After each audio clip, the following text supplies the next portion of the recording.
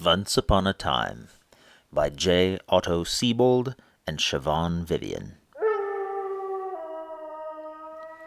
Once upon a time, in an old black castle high on a jaggy, craggy mountain, there lived a young vampire named Dagmar. Dagmar was a gentle soul. He didn't do many vampire-y things. He never flew around or left the castle grounds. There was no need, because unlike other vampires, Dagmar was a vegetarian. At night, when the other vampires flew off to hunt, Dagmar tended to his moonlit vegetable patch. Unfortunately, his vegetables grew far slower than his appetite. But that was not a problem, because Dagmar had something else he loved to eat even more than carrots and squash. Behind a stone in the castle wall, he had a secret stash of candy. Once a year, Dagmar's ghost and monster friends would bring him a generous gift of treats. But it had been a long time since the last delivery. And now, when he reached into his stash, Dagmar found nothing but an old, stale gummy worm. Reluctantly, he ate it. Dagmar slumped in the corner of his garden. What good was life without candy? Just then, a little skeleton came by and asked what was wrong. "I've run out of candy," Dagmar moaned. The skeleton shrugged his bony shoulders. "I know where you can get a whole lot more," he said. Dagmar had to know. "There's this holiday tomorrow night," the skeleton said. "It's called Halloween. All the monsters go to town, and the humans hand out candy for free. But you have to wear a scary costume, I think." Dagmar wasn't sure. He'd never met a human before. Just the idea gave him the shivers. But then the thought of all the candy he could get, and he knew he had to be brave. So Dagmar leapt into action. He asked his friends for some spooky costume ideas. "A puppy, he'll chew your bones," said the werewolf. "A kitty, she'll tie you up with yarn," added the mummy. "Butterflies have creepy wings," offered a moth.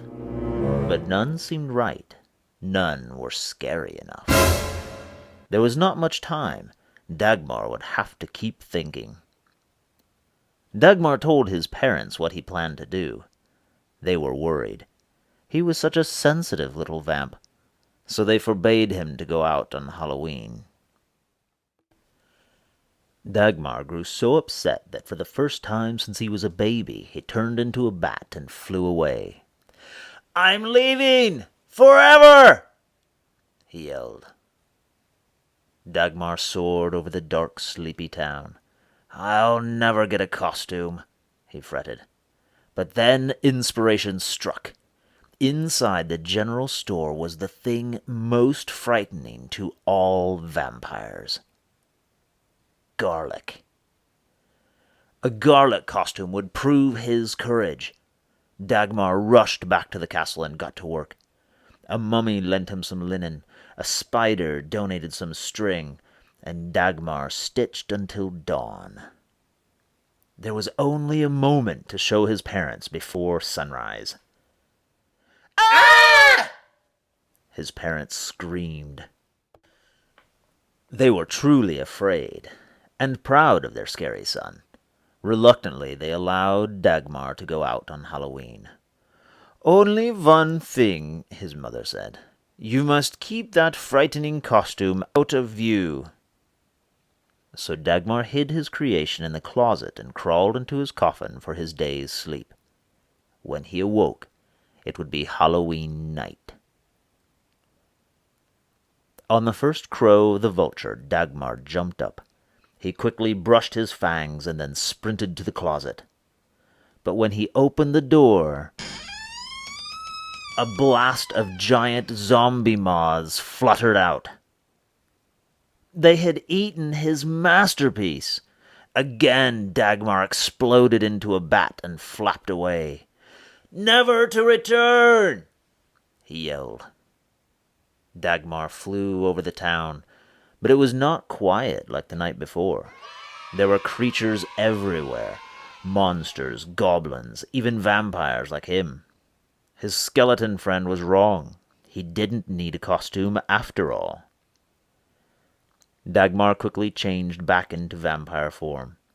But he was in such a hurry, he bumped right into a ghost. "Excuse me," it spoke. "I can't see very well."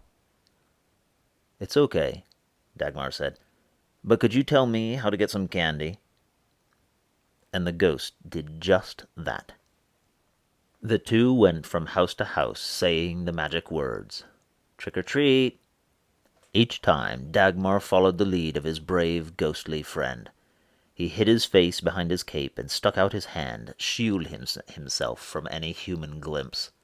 And each time his courage was rewarded with a sweet. The night was long, and by the end, Dagmar's cape was stuffed with candy. It was time to say good night. "By the way, I really like your costume," said his friend. But before Dagmar could explain, the ghost pulled off its sheet. It wasn't a ghost at all. It was a little girl, with pigtails. A human!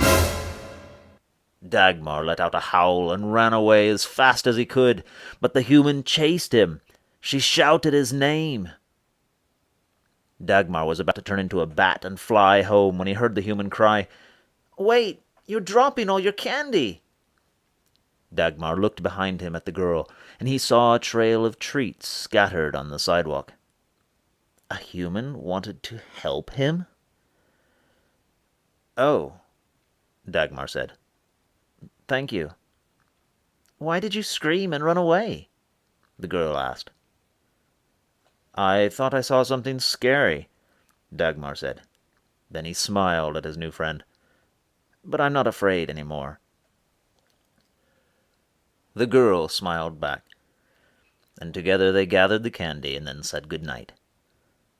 Dagmar rushed back home. He dumped his candy on the floor and counted all the pieces. There was more than enough to last until next Halloween. Carefully, Dagmar arranged all his treats inside his secret stash. Then, just before the break of dawn, he brushed his fangs, dove into his coffin, closed his eyes, and started to dream about what could be.